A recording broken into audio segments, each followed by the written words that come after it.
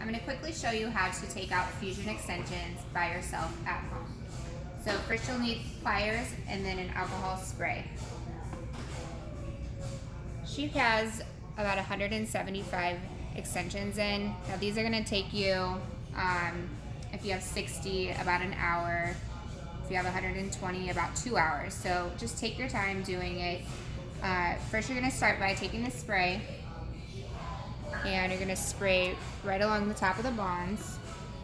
And I like to spray a couple pieces at a time so the solution can get on there and kind of start working. And then I'm squeezing the bonds from the bottom to the top. And I'll work at about like 1 or 2 at a time. And after you squeeze a bond, kind of turn it sideways again to start squeezing it from the other side.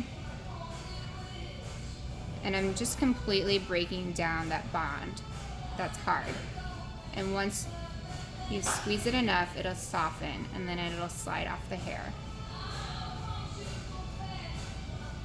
And it turns to kind of like a white powder. You want to grab above the bond and then down further on the strand and start to slide it off. If it doesn't slide off, then you need to squeeze it more with the pliers or apply more solution.